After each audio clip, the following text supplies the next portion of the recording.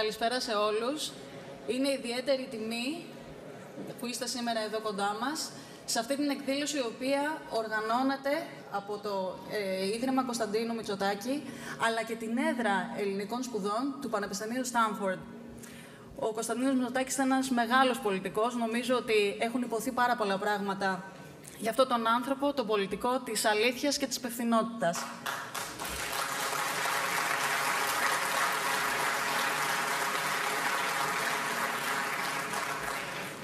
Το θέμα της σημερινής εκδήλωσης είναι η παρακαταθήκη που αφήνει στη Δημοκρατία η αρχαία Ελλάδα.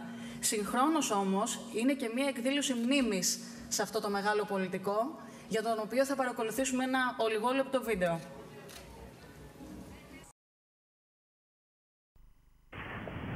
Στη μακρά πολιτική μου διαδρομή είχα το προνόμιο να είμαι παρόν σε κρίσιμες περιόδους της εθνικής μας ζωής.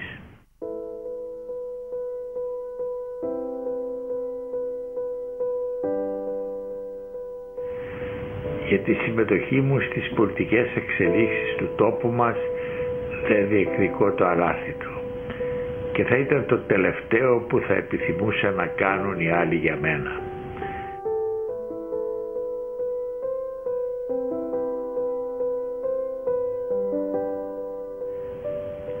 Εκείνο που χαρακτήρισε την πολιτική μου δραστηριότητα ήταν το πάθος της συμμετοχής. Θεωρώ ότι εμείς οι πολιτικοί αυτό οφείλουμε στο λαό που υπηρετούμε.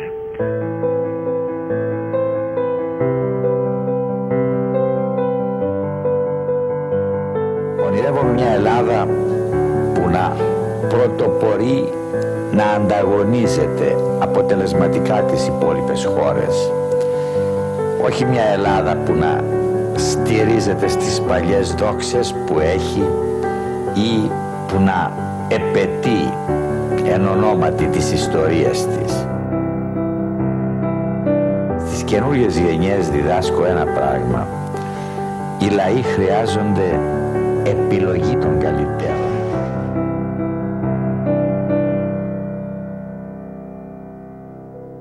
Εγώ είμαι παλιός πολιτικός, αγαπητοί μου φίλοι. Έζησα την πολιτική από κάτω. Έχω φάει την πολιτική με το κουτάλι. Έχω περιοδεύσει βουνά και λαγκάδια, όπως έλεγα από τη Ιδρύματος. Έχω ζήσει κοντά στον κόσμο. Συνδέθηκα με τον κόσμο, τον αγάπησα και με αγάπησαν.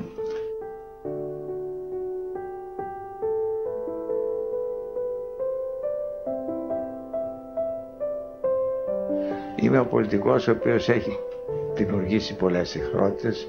Λογικό είναι, διότι είχα πάντοτε κοφτές θέσεις και δεν συμβιβάστηκα ποτέ μου, αλλά έχω και τους καλύτερους φίλους που ίσως είχε ποτέ ένας πολιτικός.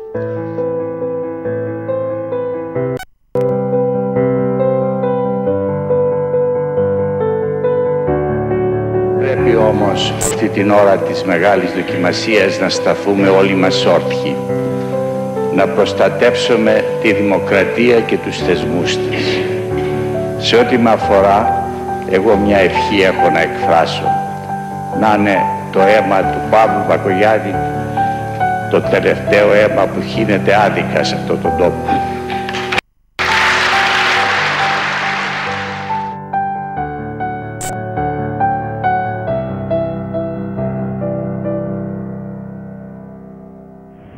Τα υπόλοιπα ας τα αφήσουμε στην αρμοδιότητα της ιστορίας.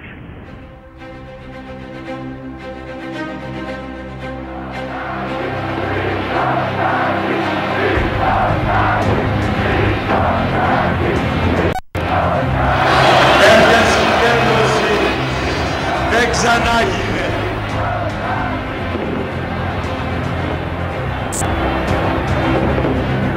Η νίκη κερδίθηκε. Ζήτω η Νέα Δημοκρατία!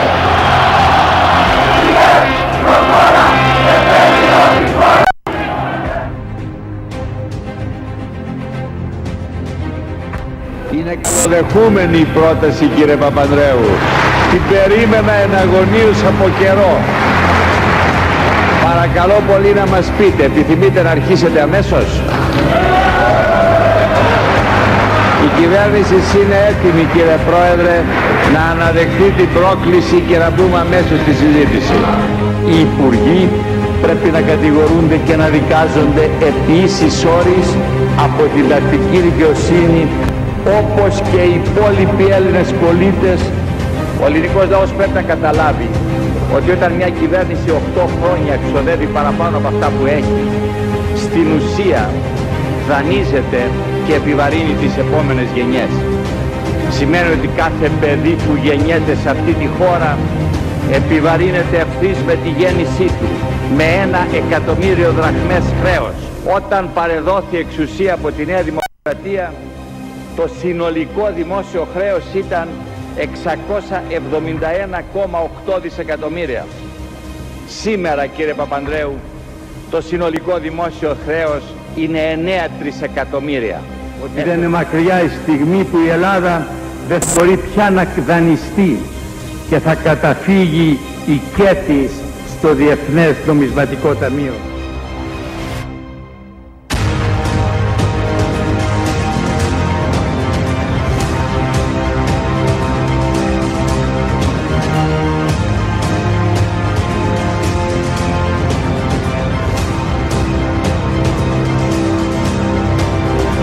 Η κυβέρνηση αυτή δεν συμβιβάζεται. Δεν συμβιβάζεται προς καμία κατεύθυνση. Ούτε με τα συντεχνιακά συμφέροντα, ούτε προπαντός με τα μεγάλα οικονομικά συμφέροντα. Από τα μάτια της καρδιάς μου σας ευχαριστώ και σας ευγνωμονώ.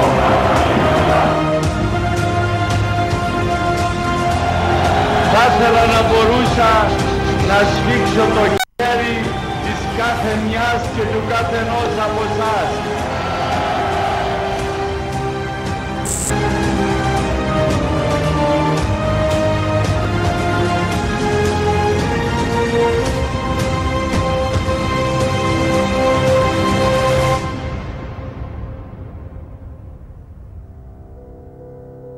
Αν σας ενδιαφέρει να το ακούσετε, είμαι ο πολιτικός ο οποίος ξεκίνησα φιλελεύθερος και τελειώνω φιλελεύθερος. Ποτέ μου δεν άλλαξε.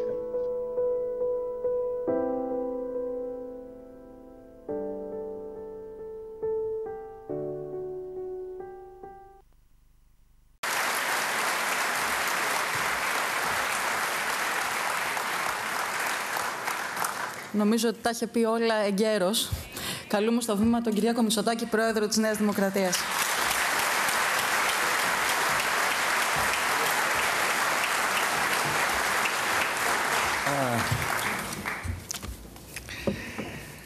Πέρασαν 4 μήνες δύσκολοι, φίλες και φίλοι, κυρίες και κύριοι. Με μεγάλη χαρά προλογίζω σήμερα την εκδήλωση που συνδιοργανώνει το Ίδρυμα Κωνσταντίνος Μητσοτάκης και η έδρα ελληνικών σπουδών του Πανεπιστημίου Στάνφορντ, Κωνσταντίνος Μητσοτάκης, και αποτελεί αναμφίβολα μια πολύ μεγάλη τιμή για τη χώρα μας να διαθέτει έδρα με το όνομα ενός Έλληνα πολιτικού σε ένα από τα κορυφαία πανεπιστήμια του κόσμου. Ακόμα μεγαλύτερη είναι η συγκίνηση, καθώς σήμερα είναι η πρώτη εκδήλωση του Ιδρύματος Κωνσταντίνος Μητσοτάκης μετά το θάνατο του πατέρα μας. Αν ήταν απόψε μαζί μας, είμαι σίγουρος ότι θα αισθανόταν ιδιαίτερα υπερήφανος. Είχε εξάλλου ο ίδιος χαρακτηρίσει την ίδρυση της έδρας στο Πανεπιστήμιο Στάνφορντ ως μία από τις σημαντικότερες στιγμές της ζωής του. Η έδρα Κωνσταντίνος Μητσοτάκης ιδρύθηκε το 2005. Σκοπός της είναι η μελέτη της συνδρομής του ελληνικού πνεύματος και του ελληνικού πολιτισμού στην εξέλιξη του κόσμου και της επιστήμης, αλλά και η ανάδειξη των επιτευγμάτων των Ελλήνων ανά τους αιώνες, από την αρχαία Ελλάδα ως τη σύγχρονη εποχή. Ειδικά προς το τέλος της ζωής του, όταν ο Κωνσταντίνος Μητσοτάκης είχε αρχίσει να αποτραβιέται από τα κοινά, από την ενεργό πολιτική, ήθελε να συμβάλλει με το δικό του τρόπο στην πληρέστερη μελέτη της ιστορίας της χώρας. Δημιούργησε ένα σπουδαίο αρχείο στο Ίδρυμα Κωνσταντίνος Μητσοτάκης και ταύτισε το όνομά του με μια πανεπιστημιακή έδρα σε ένα από τα κορυφαία πανεπιστήμια του κόσμου.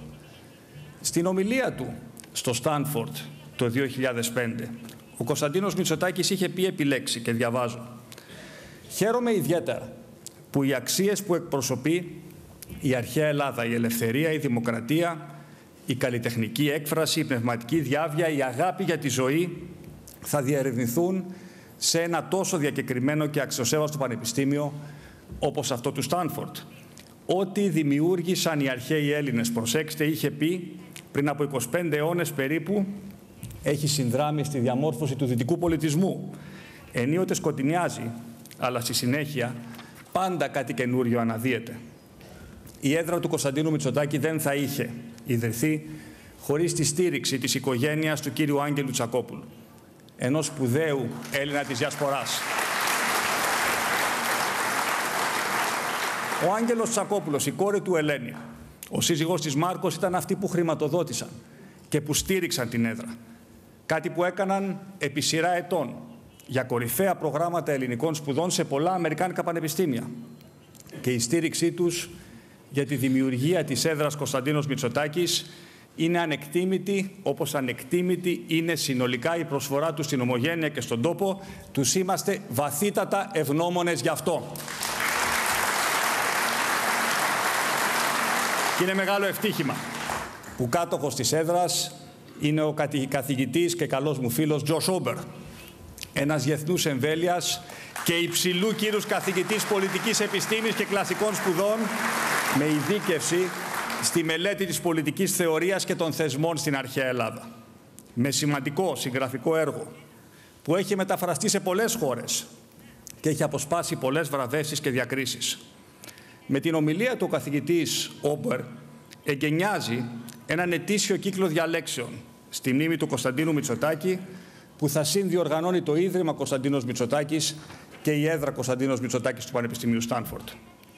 Ο Τζος Όμπερ θα μας μιλήσει σήμερα για την παρακαταθήκη της αρχαίας Ελλάδος για τη δημοκρατία του αύριο, για το πώς οι θεμελιώδεις αξίες της κλασικής δημοκρατίας μπορούν να εμπνεύσουν τη σημερινή δημοκρατία.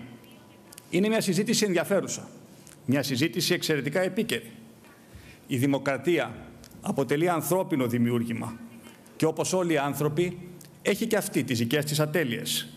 Είναι πολύπλοκη και γι' αυτό πρέπει να εξελίσσεται, να βρίσκει απαντήσεις στις απειλές που δοκιμάζουν τα όρια της, να θωρακίζεται προκειμένου να μπορεί να διαφυλάξει τον βασικό πυρήνα των αξιών της. Στις μέρες μας οι προκλήσεις για τη δημοκρατία είναι πολλές. Είναι η διπλή πρόκληση της παγκοσμιοποίησης και της τεχνολογικής προόδου, που κάνει και ολοένα και περισσότερους πολίτες να δυσκολεύονται να βρουν τη θέση τους σε ένα κόσμο που αλλάζει ταχύτατα. Είναι ο κίνδυνος της περιθωριοποίησης τμημάτων του πληθυσμού που ενδέχεται να αναζητήσουν καταφύγιο στον εξτρεμισμό, στο θρησκευτικό φανατισμό. Είναι η συγκέντρωση οικονομικής και μηντιακής ισχύως που μπορεί να απειλήσει δημοκρατικές κυβερνήσεις και να χειραγωγήσει πολιτικές αποφάσεις.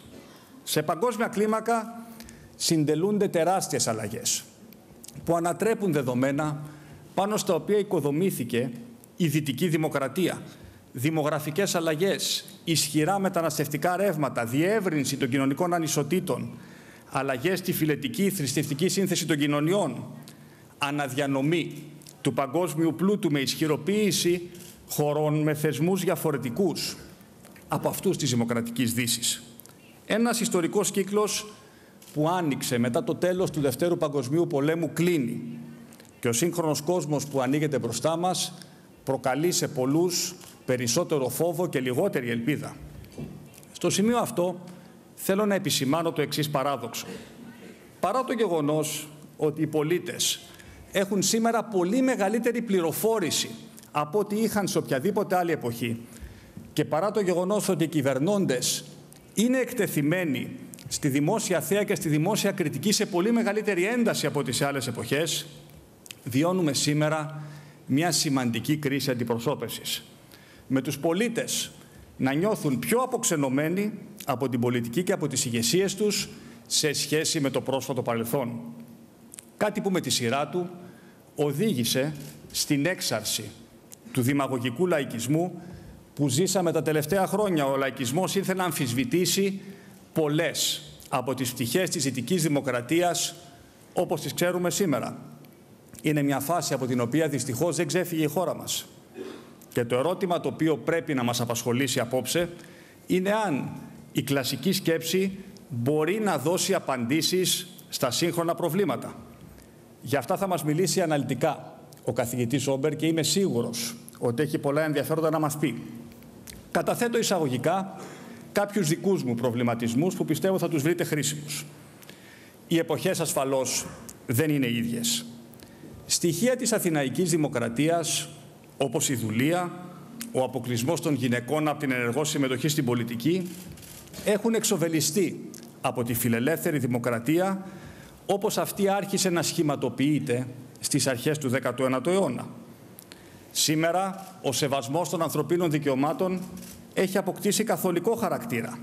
Έχει καταστεί ακρογωνιαίος λίθος του δυτικού πολιτισμού.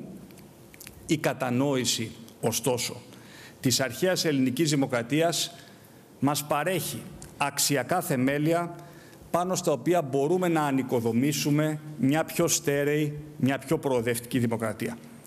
Και επιτρέψτε μου σε αυτό το σημείο να σταθώ σε τρία χαρακτηριστικά της αθηναϊκής δημοκρατίας, τα οποία θεωρώ ότι και σήμερα είναι εξαιρετικά επίκαιρα, εξαιρετικά σημαντικά.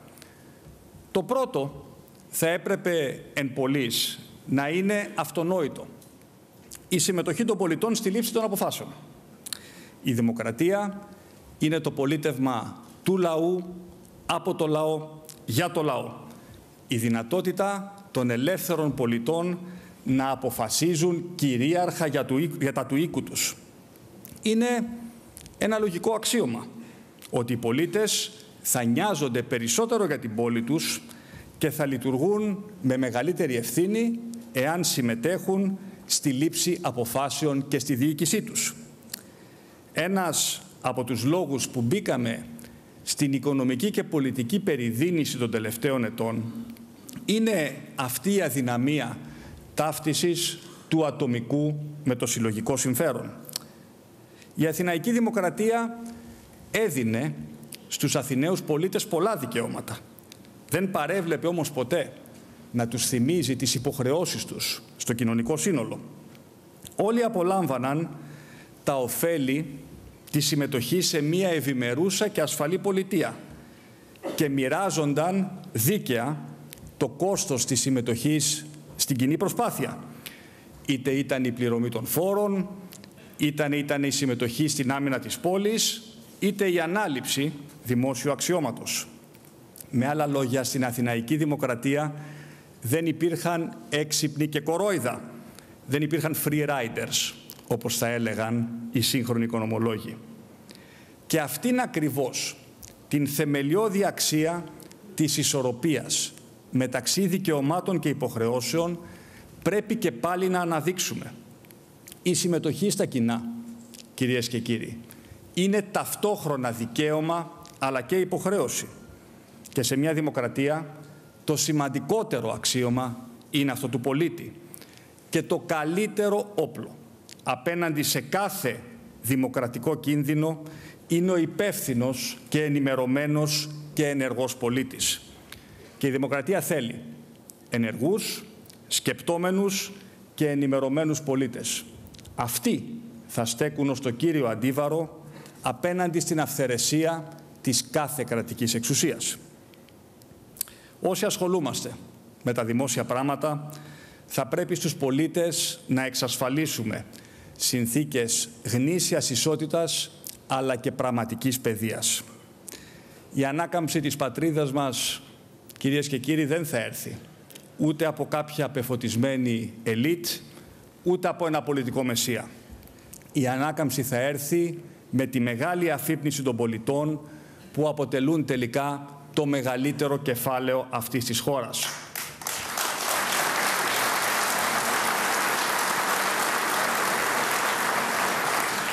Των πολιτών που συχνά σήμερα δεν βρίσκουν κανένα λόγο συμμετοχής στα κοινά, αφού αισθάνονται ότι οι αποφάσεις λαμβάνονται πέρα από τη σφαίρα της δικιάς τους επιρροής. Και η λύση για τη σύγχρονη αντιπροσωπευτική δημοκρατία δεν μπορεί να είναι άλλη από την ενδυνάμωση των αντιπροσωπευτικών θεσμών και πρώτα απ' όλα του Κοινοβουλίου. Αυτό το Κοινοβούλιο που ο Κωνσταντίνος Μητσοτάκης τίμησε με τη συμμετοχή του για παραπάνω από 60 χρόνια.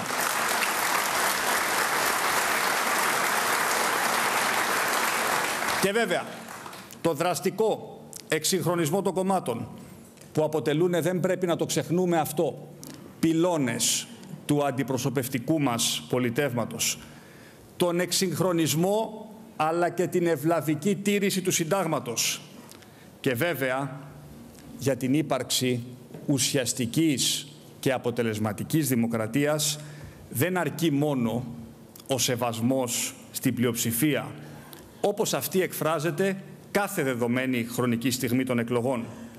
Δεν πρέπει να ξεχνάμε, θα μας το θυμίσει και ο κύριος καθηγητής μετά, ότι η δημοκρατία είναι μια συνθήκη καθημερινής πάλης για τη διασφάλιση της ευημερίας όλων των πολιτών, του κράτους δικαίου αλλά και του κοινωνικού κράτους. Και η πολιτική, η οποία περιορίζεται στο να κοιτά αυτάρεσκα την παρελθούσα εκλογική νίκη ή και να επιζητεί με κάθε τίμημα τη μελλοντική εκλογική επικράτηση, τελικά υπονομεύει τη δημοκρατία και ζημιώνει τους πολίτες και την κοινωνία. Είναι αυτή που γεννά τον σπόρο της τυραννίας της πλειοψηφίας. Γι' αυτό και ο ίδιος ο καθηγητής Όμπερ, όπως θα μας μιλήσει στη συνέχεια, στέκεται με μεγάλη καχυποψία απέναντι στο θεσμό των δημοψηφισμάτων. Ένα δεύτερο στοιχείο που αξίζει να αναδείξουμε είναι η εξωστρέφεια που χαρακτήριζε τον κλασικό κόσμο. Μία εξωστρέφεια η οποία οδήγησε την αρχαία Ελλάδα σε μία πρωτοφανή για την εποχή εκείνη ατομική αλλά και συλλογική ευημερία. Θα διαβάσω πάλι ένα απόσπασμα από την ομιλία του Κωνσταντίνου Μητσοτάκη στο Στάνφορντ το 2005. Πώς κατάφεραν, έλεγε ο Κωνσταντίνος Μητσοτάκης, οι Έλληνες σε μια τόσο μικρή πολιτεία όπως η Αθήνα κάτι τόσο μεγάλο? Κανείς δεν είναι σίγουρος, αλλά κάποιοι πιστεύουν ότι αυτό προέκυψε επειδή οι Έλληνες ζούσαν στο σταυροδρόμι τριών υπήρων και ταξίδεψαν σε όλο το μεσογειακό κόσμο για να κάνουν εμπόριο και να ιδρύσουν αποικίες. Αυτό ανέπτυξε μέσα τους την τόλμη του εξερευνητή και τη δίψα του φιλοσόφου να μάθει μερικές βασικές αλήθειες, οδηγώντας τους στην τέχνη, στα γράμματα, στη φιλοσοφία, στις αρχές της διακυβέρνησης. Όλη αυτή η πορεία έθεσε τα θεμέλια για αυτά τα οποία επακολούθησαν. Αυτό κρατάμε, λοιπόν. Ανοιχτά μυαλά, ανοιχτοί ορίζοντες, επένδυση στη γνώση, καινοτομία, ευρηματικότητα, περιέργεια, καλλιέργεια της εφαρμοσμένης επιστήμης. Είναι όλα προϋποθέσεις της προόδου και της άνθησης του ελληνισμού. Αυτό θεωρώ ότι είναι στις μέρες μας πιο αναγκαίο, πιο απαραίτητο από ποτέ. Είναι ανάγκη, καθοριστική ανάγκη, να αποκτήσουμε ως χώρα ένα σύγχρονο, ανοιχτό, ελεύθερο εκπαιδευτικό σύστημα με μεγαλύτερη αυτονομία σε όλες τις εκπαιδευτικές μονάδες.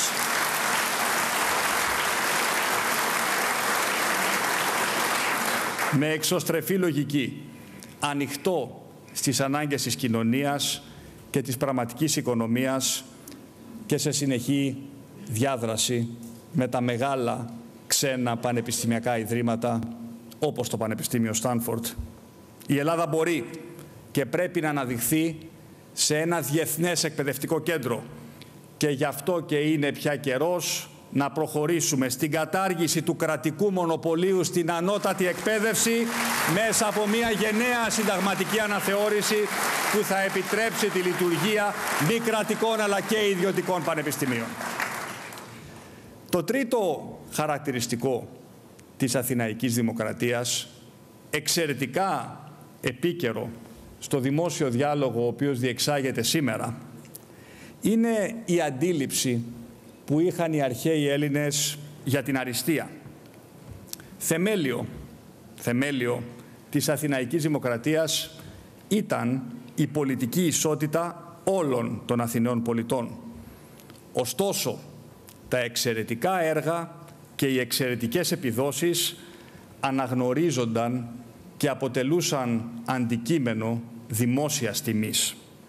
Ο Θουκυδίδης μας θυμίζει ότι ο καλύτερος δημόσιος ρήτορας είχε την τιμή να εκφωνεί τον ετήσιο επικίδιο λόγο και ο επιτάφιος του Περικλή ήταν τίτλος αναγνώρισης της εξαιρετικής προσφοράς του στα κοινά και ο αποδέκτης βέβαια αυτής της τιμής στάθηκε στο ύψος των περιστάσεων και τα λόγια του μας συνοδεύουν στο βάθος των αιώνων. Αυτή είναι μια χρήσιμη υπενθύμηση σε μια εποχή που κάποιοι θεωρούν ότι η προσπάθεια για αριστεία προάγει ατομικές συμπεριφορές σε βάρος του κοινωνικού συνόλου. Η προσπάθεια για συνεχή βελτίωση είναι στάση ζωής και κάθε οργανωμένη κοινωνία πρέπει να επιβραβεύει όσους δεν συμβιβάζονται με τη μετριότητα. Αλλιώς οδηγούμαστε μοιραία στην ισοπαίδωση.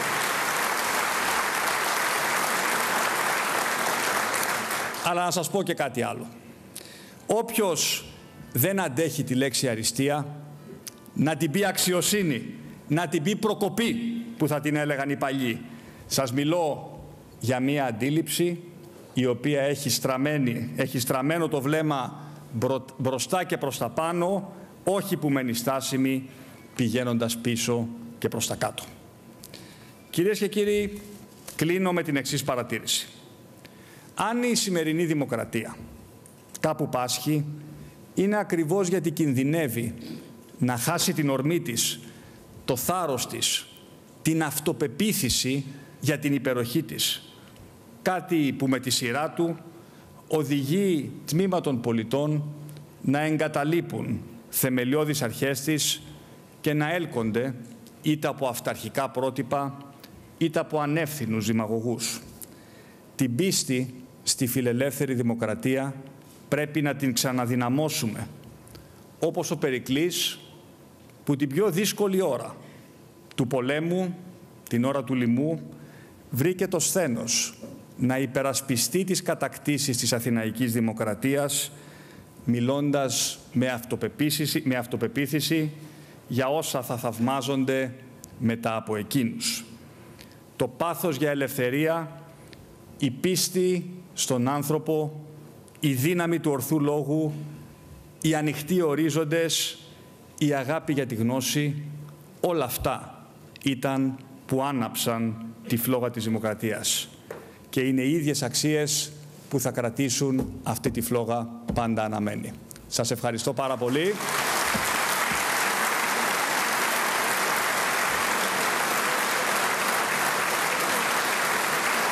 Και έχω τώρα τη μεγάλη χαρά και την τιμή να καλέσω στο βήμα τον καλό μου φίλο, καθηγητή κάτοχο της έδρας Κωνσταντίνος Μητσοτάκη στο Πανεπιστήμιο Στάνφορντ, τον Τζορτζ Όμπερ.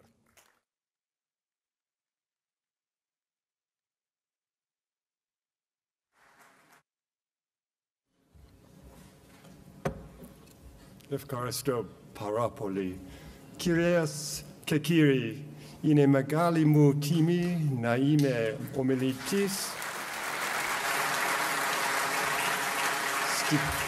στη πρώτη διάλεξη στη μνήμη του Κωνσταντίνου Μητσοτάκη. Μακάρι να μπορούσα να σας μιλήσω στα ελληνικά, αλλά δεν μπορώ. Γι' αυτό επιτρέψτε μου να συνεχίσω στα αγγλικά.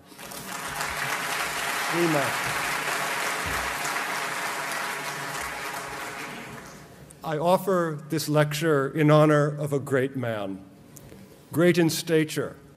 I am very tall, but he towered over me. And greater yet an accomplishment. Konstantinos Mitsotakis devoted his long, distinguished political career to one supreme goal, to building and sustaining a true democracy in Greece. Konstantinos Mitsotakis knew what it meant to live proudly as a free citizen and as a leading statesman in a democratic country. And he also experienced the agony of being silenced and imprisoned by tyrants when democracy was overthrown. He never surrendered to the forces of oppression. He never gave up his struggle to build and rebuild Greek democracy. Konstantinos Mitsotakis knew from history and from his own experience that democracy was both fragile and resilient.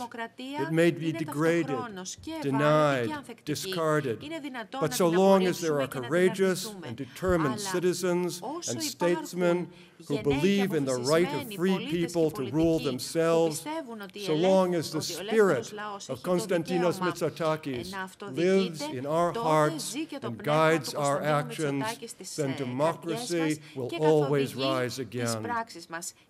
In addition to being a citizen and a statesman, Konstantinos Mitsotakis was a serious and knowledgeable scholar of the ancient civilizations of the Greek world. I am profoundly honored to have been appointed through the generosity of an endowment created by Ambassador Eleni Tsarkopoulos Koulanakis and Markos Kounalakis to be the first Konstantinos Mitsotakis professor in the School of Humanities and Science at Stanford University. Eleni and Markos established the professorship in honor of Konstantinos Mitsotakis, first to promote the study of Greek political thought and practice, and next, equally important, to encourage the investigation of how a deeper understanding of the Greek past can help address some of the most serious problems facing our own contemporary world. All of the work I have been able to undertake at Stanford as the Mitsotakis professor, the books and articles I have written, the courses on Greek political philosophy and institutions I have offered, the projects undertaken by the students I have taught. All this work is intended to honor the political principles and the intellectual passions that Konstantinos Mitsotakis upheld throughout his long life of public service and scholarship. In my lecture today, I will seek to restore the meaning of democratic citizenship in the ancient Greek world and to offer this as a partial solution to some of the problems in our modern world. I can only hope that my words would meet with the approval of the man whose memory we honor today. Contemporary political scientists in the USA and Europe have short memories, or rather they tend to focus their attention on the recent past because that is where we find the most data. And therefore, the analysis of politics is too often limited to the experience of the last 50 years. In most of the developed world, of Europe and North America, the past half-century was a time of democratic stability.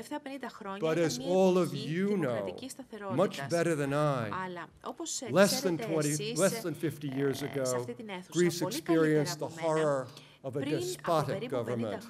You Greeks know the terrible cost of tyranny from lived experience, from events that transpired during the lives of those of you who are now leaders in academics, in the professions, in business and government. You know that the Second World War did not end the threat of tyranny in Europe. Along with many other freedom-loving Greeks, Konstantinos Mitsotakis suffered under the junta, and he worked hard to rebuild democracy after its fall. That work was not finished.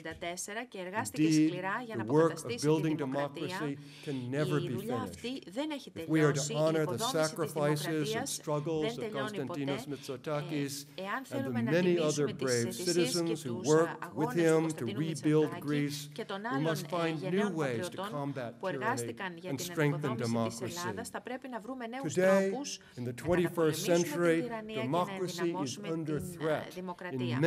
Σήμερα η δημοκρατία απειλείται σε πολλά seek to undermine the shared conviction that citizens of different races and religions and ethnic backgrounds can all work together peacefully to gain our common goals.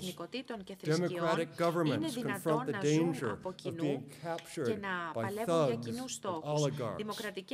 Elections are rigged, and majority tyranny is celebrated by those who cloak themselves in the banner of the leaders of the people, by those who ignore the rule of law and attack the most basic norms of civility and dignity. And meanwhile, the practice of turning policy-making over to the people through a national referendum has become more common. But as you know, a popular referendum is a travesty if it is held without planning for how citizens can gain the knowledge that they need to make good choices among clear alternatives. Meanwhile, democratic leadership too often degenerates into populism and demagoguery. And all of this leads to a rejection of democracy by some academics and some intellectuals. We are now hearing open calls for replacing democracy with the rule of an enlightened elite. So now, in our own 21st century, democracy desperately needs new resources. I believe we can provide some of those resources by asking the right questions of democracy's inventors. Of course, I mean the ancient Greeks, your ancestors who invented the word Δημοκρατία. They were the first to practice government of and by and for the people. They were the first scholars of democracy, the first philosophical theorists of democracy's strengths and its potential weaknesses. They were the first to ask, why does democracy fall and how does it rise again? So now, in our 21st century world, democracy desperately needs new resources. I believe that we can provide some of those by asking the right questions of democracy's inventors. Of course, I mean the ancient Greeks, your ancestors who invented Δημοκρατία. The proposition I make to you today is this: the world's first democracy, as it was invented and practiced and studied by the Greeks 2,500 years ago, is an immensely valuable resource for us today. It is much more valuable than modern political scientists once believed.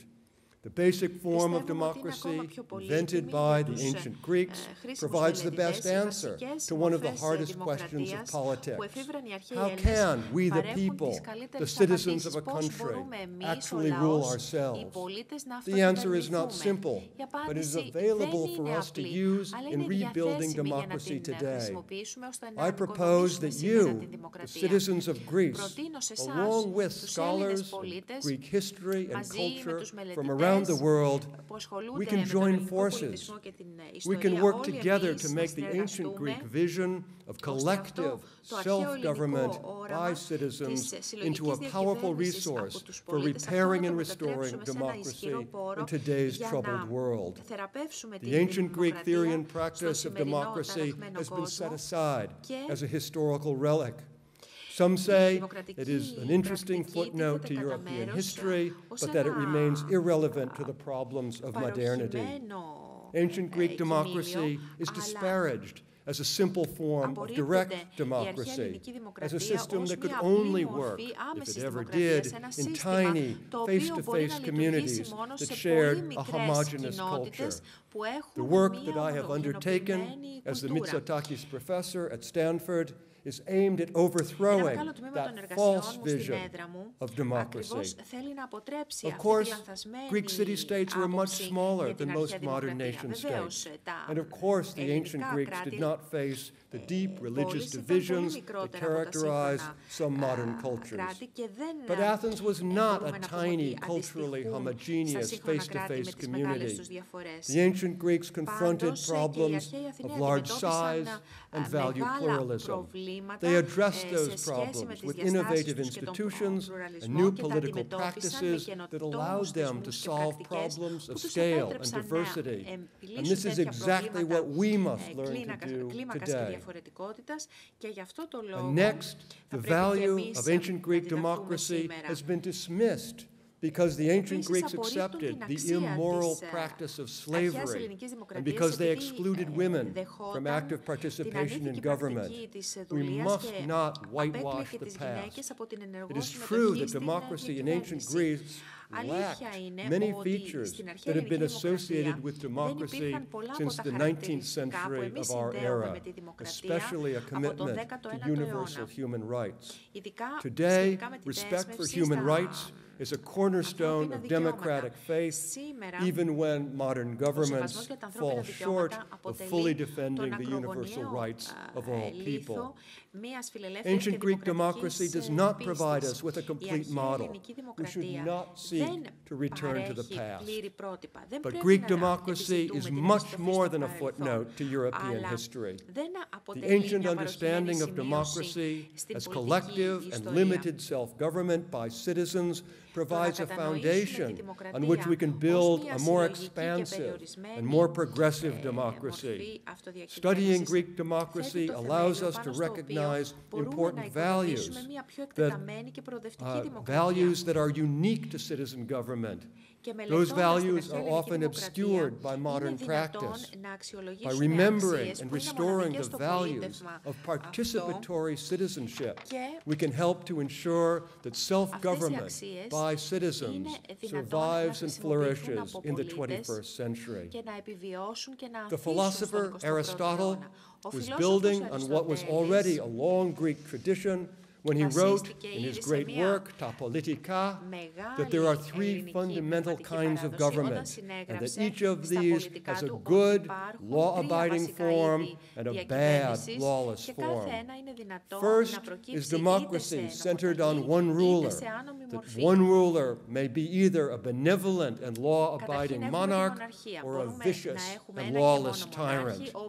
Next is the rule of a small coalition, either a few virtuous and law-abiding aristocrats who rule in the interests of all citizens, or a junta of selfish oligarchs who rule only to increase their own wealth and grind down all the rest.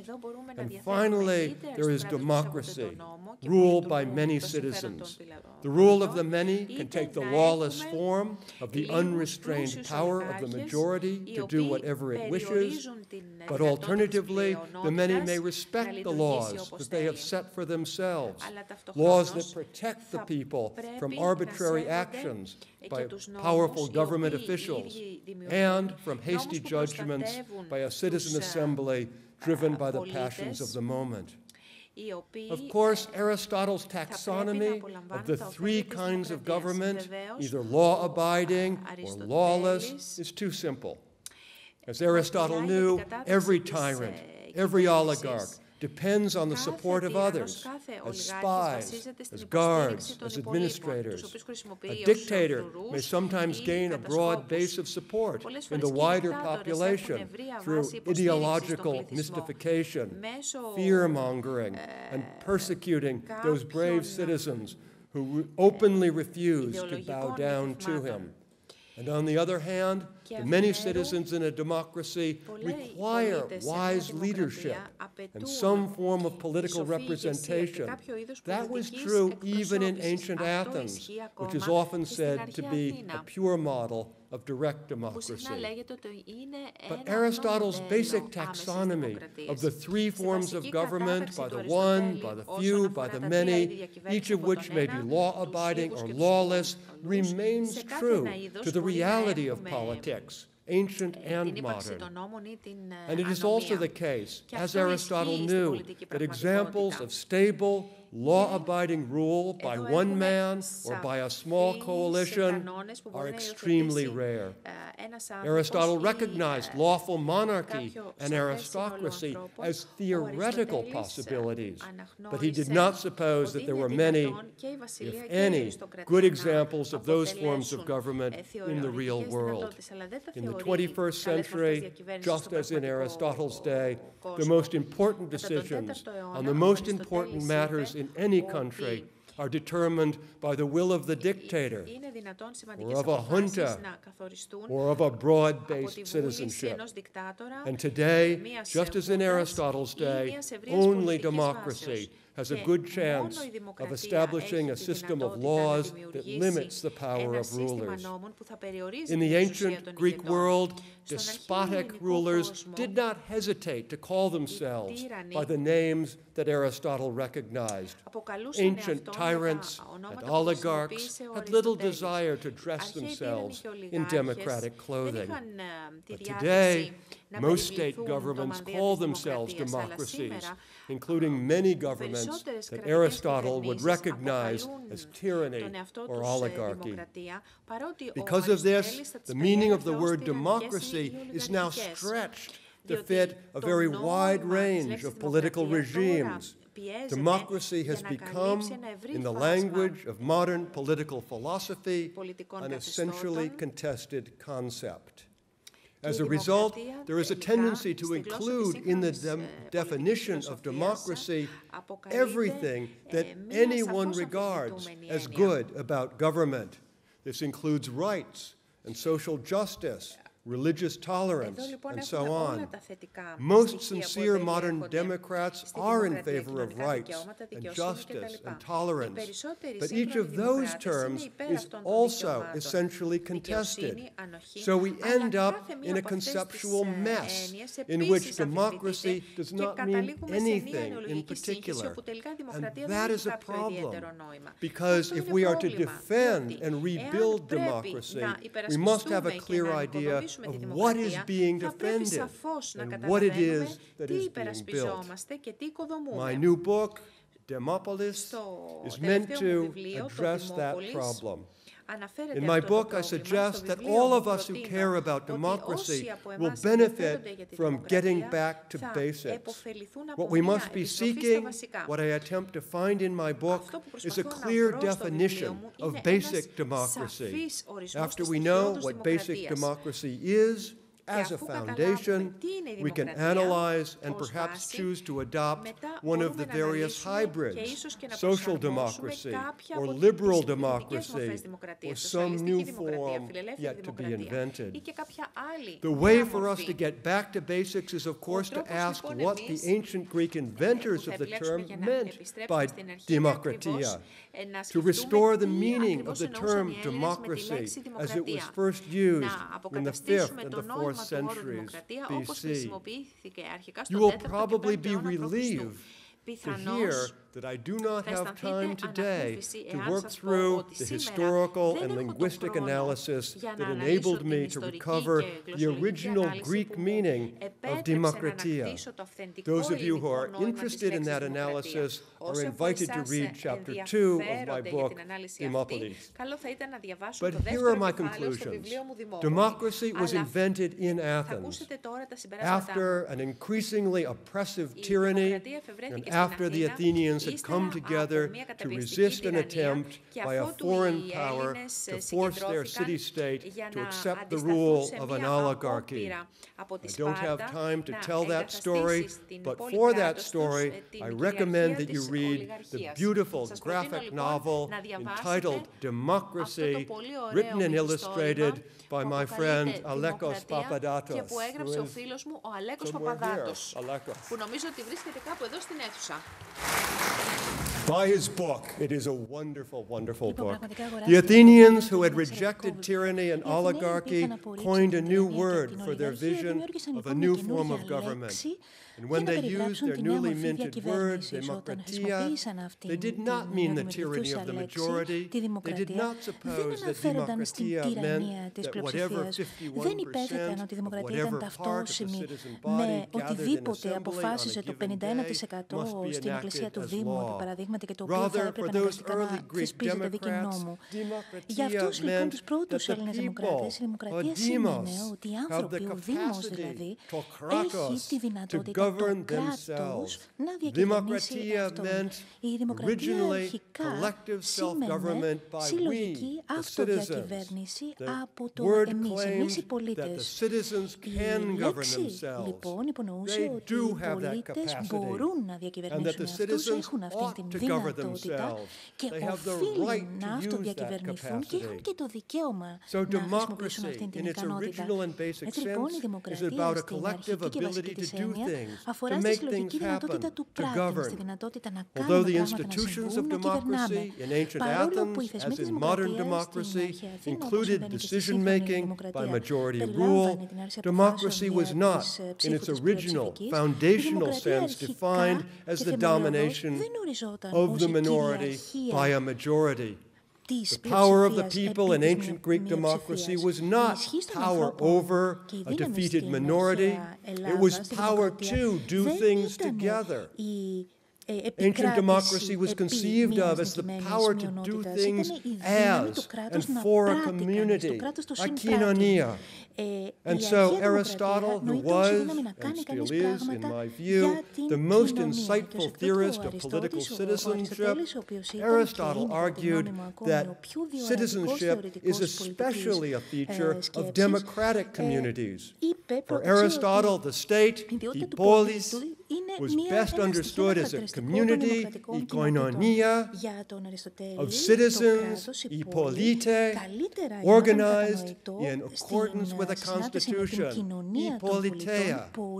So a democratic state is a κοινωνία of democratic citizens, organized in respect to their democratic constitution. That organization of citizens in respect to a constitution is what gains for the people the capacity to govern themselves. How can that capacity be realized in a modern state, in Greece, in the 21st century? At the center of my new book is a thought experiment, the foundation of a new constitutional order by the citizens of an imaginary community that is named Ιδρύματος, in honor of its origins in ancient Greek political practice. The Ιδρύματος thought experiment assumes that a political community has been formed after a popular revolution, perhaps similar to the revolution in Athens in 508 BC, or the American Revolution that began in the year 1776 of our era, or the Greek Revolution that began in 1821. After the revolution, the Ιδρύματος community is located, I imagine, in a defined space and is made up of people who share three basic commitments. First, the community must be dedicated to preserving its own basic security. It must remain secure against internal political violence and against external attack. And next, it must seek to ensure the welfare of its citizens, at least in the basic sense that the citizens have the opportunity to live far enough above the level of bare survival so they can pursue individually and socially valued goals of importance to themselves, and so they can do so without suffering from deprivation. And finally, the community must not be subject to the rule of a tyrant or of an oligarchic junta. The citizens of Ιδρύματος intend for these three commitments, security, welfare, and anti-tyranny, to be written into a constitution as the primary ends for which their state exists. Although their state may seek to achieve many other goals, these three essential ends of security, welfare, and anti-tyranny cannot be sacrificed for other interests, no matter how important they may be to some individuals or some groups. The citizens of imaginary Ιδρύματος are otherwise diverse in their interests and their values. They agree on the three ends for which their state exists, but not necessarily on much else. The very first thing that the people of Ιδρύματος will have to decide is who is allowed to be a citizen. And as a related matter, How are new citizens to be accepted into the community? Democratic communities from ancient Athens to the present have answered those questions in very different ways. Today, for example, we would not accept a citizenship rule that excluded women. But we should remember that no country included women as full citizens with political participation rights until the 20th century. But ancient democratic city-states like Athens did include as full citizens men who possessed no land of their own, worked as laborers and craftsmen. Those men were excluded from active citizenship in oligarchic states. The basic citizenship rule of a democratic community is that all people who are culturally imagined as being potential citizens must be included as true citizens with political rights. It is because so many people in the 20th century eventually did come to imagine women as potential citizens, that modern rules for civic inclusion are different from the ancient rules. If, in our thought experiment, Demopolis exists in the 21st century, the women of Demopolis are certainly true citizens. The question of who can become a citizen in Demopolis after the Foundation era is more complicated. And as we will see, that is a matter for civic education. The citizens of Demopolis understand that the only alternative to autocracy, whether by one dictator or a few oligarchs, the only alternative is for the citizens to govern themselves collectively, whether that is done directly or through elected representatives. They recognize that governing themselves and securing the three ends for which their state exists means that each citizen will have to do some work for the community. Each will personally take on some costs of the government. The most basic constitutional rules they must establish before they go on to specify the various institutions by which their state will be governed must determine what those costs, what those responsibilities of the citizen must be. Three fundamental constitutional rules define the costs that citizens must pay if they are to have a secure, prosperous, and anti-tyrannical community. These rules concern first political participation, second legislation, and third the limits of public authority. The first fundamental rule of Demopolis is that all citizens must participate in some way in the work of self-government and thereby share in the costs. The responsibilities of citizenship may include voting, paying taxes, service on citizen juries, or as a government official. Citizen responsibilities often also include participating in the day-to-day work of enforcing the rules by refusing to turn a blind eye on rule-breaking by others. The all-participate rule, the everyone must participate rule, if it is enforced by all citizens, eliminates the danger of free riders. If some citizens gain all the advantage of security, and welfare, and anti-tyranny without paying any of the costs, thereby free riding on the efforts of others, it will precipitate a cascade of non-participation. In the end, only a few super-patriotic citizens will be left to do the work of government, and the hope of collective self-government will be lost. The second fundamental rule concerns the conditions under which legislation is passed. All rules must be made by democratic procedures that guarantee the political equality and the freedom of speech and assembly of all citizens. If citizens are not free to participate in government, if some citizens are less equal in their votes and their access to office, then the citizens are not truly and collectively governing πρόσβαση στην ψήφο, τότε δεν έχουμε μια συλλογική αυτοδιακυβέρνηση.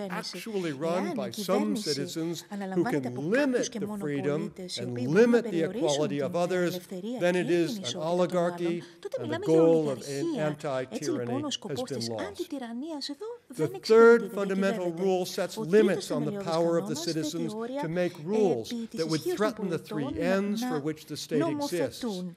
The people must bind themselves by a law that forbids them from ever making a rule that would disenfranchise their fellow citizens without legal cause, or that would compromise the basic security or welfare of the community, or that would open a path to tyranny.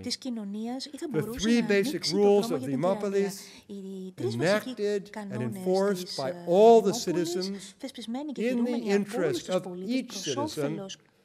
These rules promote the development of the core values of democracy.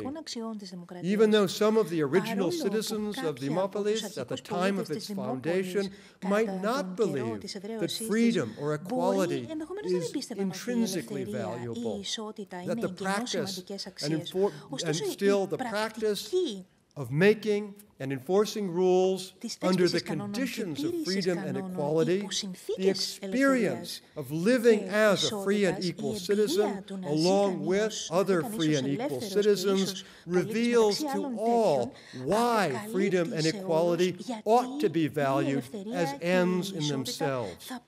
The idea that freedom and equality are fundamental democratic values is quite familiar. But a third, less familiar value is revealed by the Δημόπολης thought experiment. This is the value of civic dignity. Although today we often refer to human dignity as an abstract, even metaphysical aspect of universal human rights, Democrats have tended to neglect the value of civic dignity. But civic dignity lay at the very heart of how the ancient Greeks understood and practiced democracy.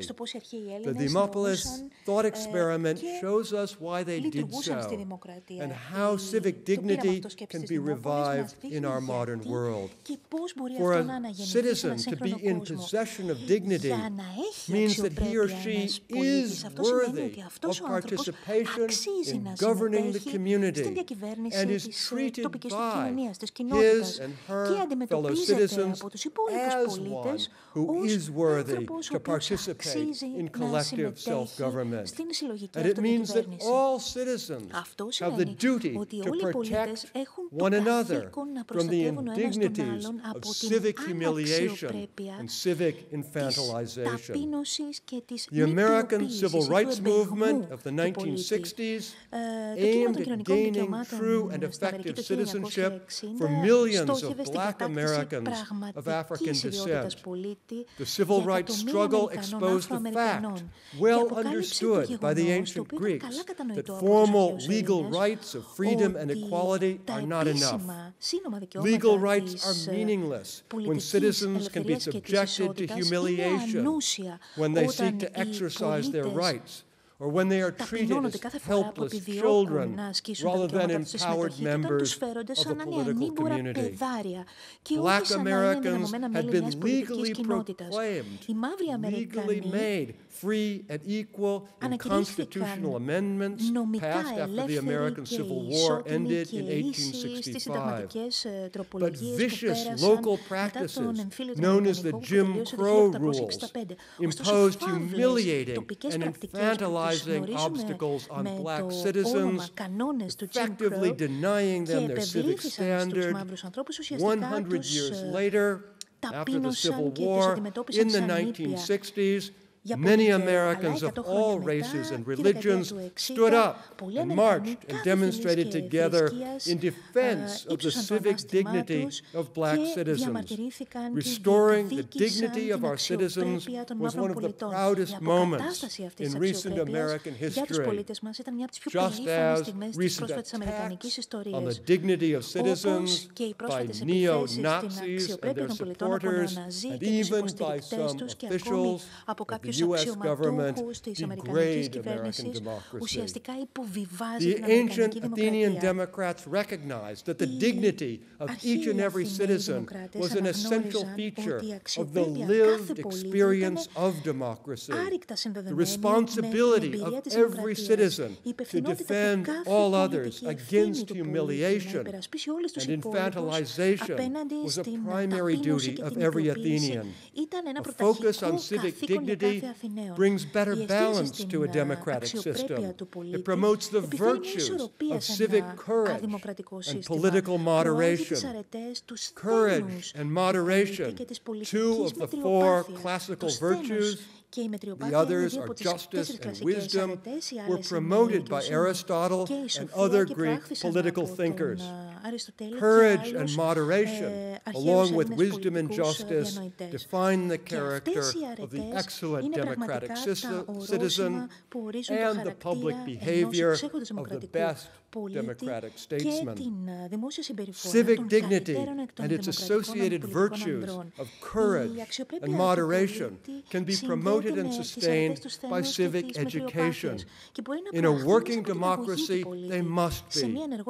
In an ancient city-state, civic education was a matter of citizens teaching themselves through their own active participation in government and of citizens teaching one another through dialogue and debate, through mentorship, through giving and getting wise advice.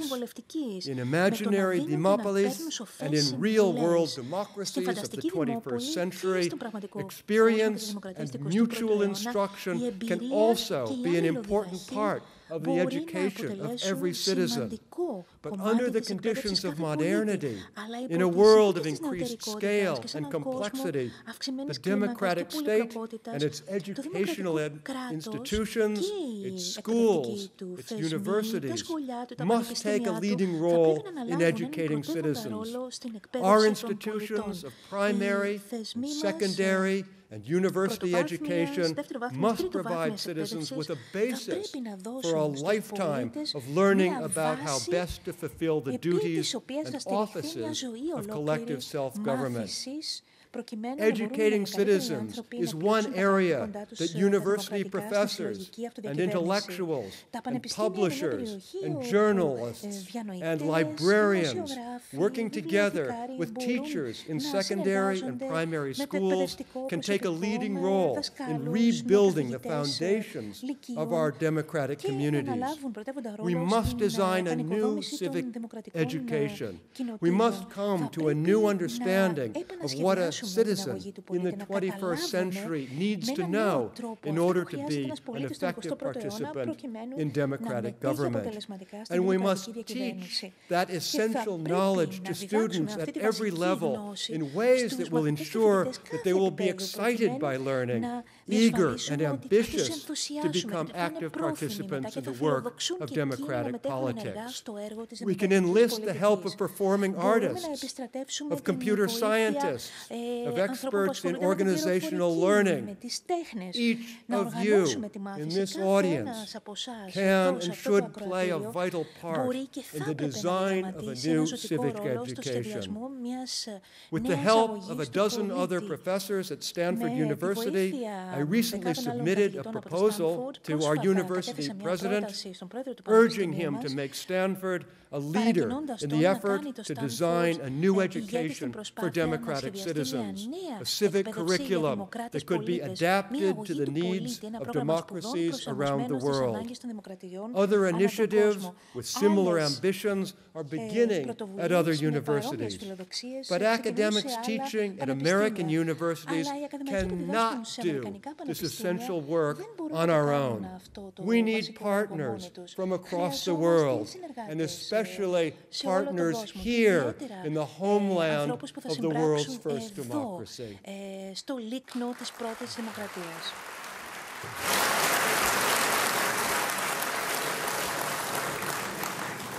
one part of education for democratic citizenship is to provide convincing answers to a set of basic questions. Why should each of you, as citizens, pay the costs of having a democratic government? Why should you pay taxes rather than cheat? Why should you take the effort to inform yourself of the policy options offered by different political parties so as to vote wisely? Why should you serve on a citizen jury when you are called? Why should you pay the cost of defending your fellow citizens from humiliation and from infantilization? Well, for the first generation of citizens of Demopolis, it was enough to say, because we cannot have security plus welfare plus anti-tyranny unless all of us does his duty and shares in the work of government. But what do we say to the skeptical future citizen who doubts that democracy is really necessary for security and welfare, who thinks that some form of dictatorship might be both benevolent and efficient? What answer do democratic educators have for someone who says, I prefer to spend all my time on private affairs and to let someone else worry about government?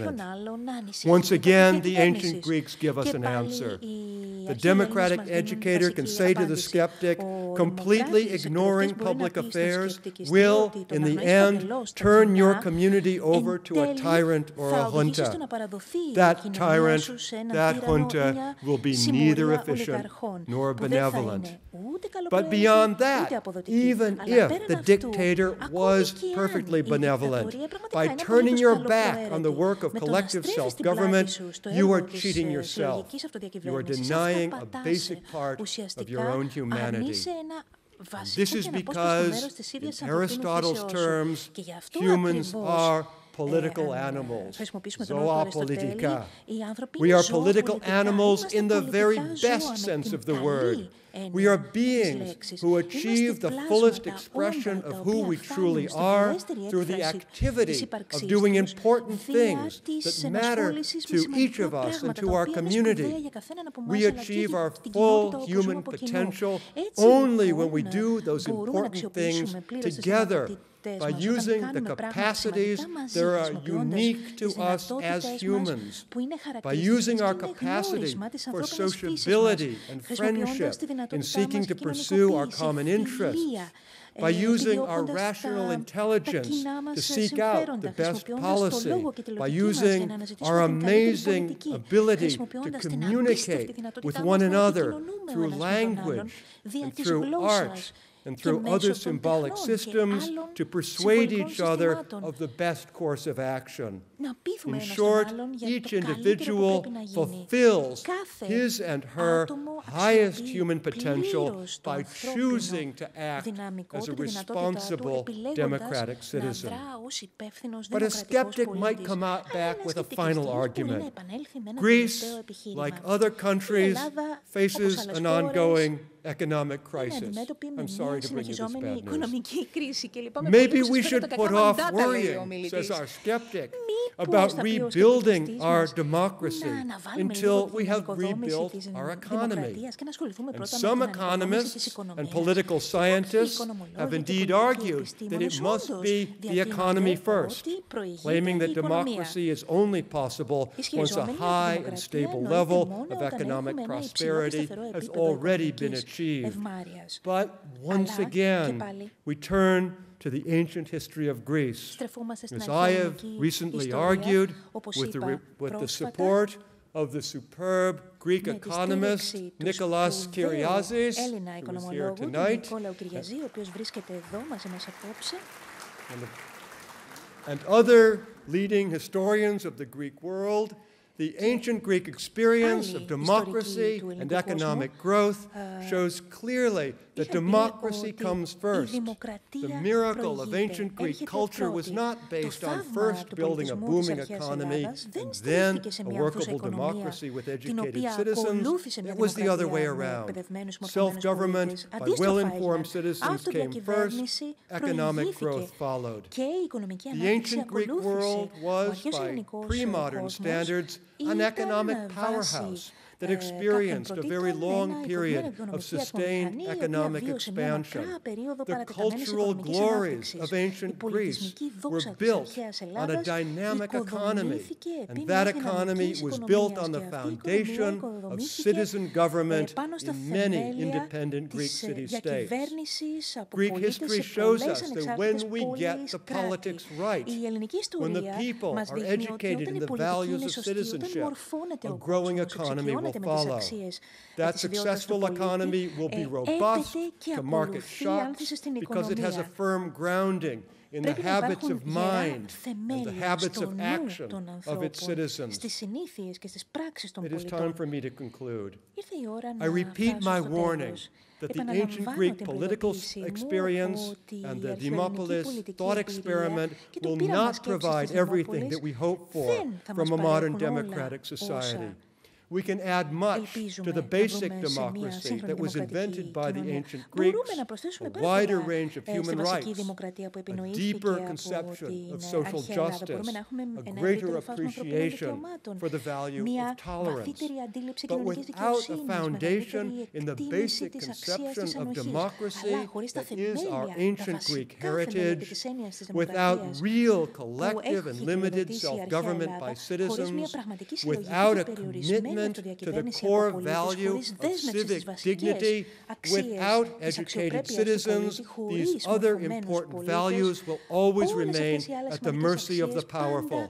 And the powerful may at any moment decide to change the rules. So we should continue to struggle for human rights and social justice and tolerance. But meanwhile, it is now time for us to find our way back to basic democracy. The ancient Athenians blazed the trail. Greek writers, from Herodotus to Aristotle, drew the map. Our contemporary world has often wandered far from the path, but we can regain the road, and we can transform it into a highway that is capable of carrying all the heavy traffic, all the complexity and the scale of modernity. You, the Greeks of 2017, with your unique historical connection to an ancient past, with your all too recent memory of the horrors of oligarchy and tyranny, you can take a leading role in showing the rest of the world how to regain the lost path, how to rebuild the foundations of democracy in civic dignity and education. I hope to join you in that challenging enterprise. It will not be easy, but I hope, in closing, that you will agree with me that it is an enterprise that is worthy to be associated with the name Konstantinos Mitsotakis, the citizen and statesman and scholar that we honor and remember today.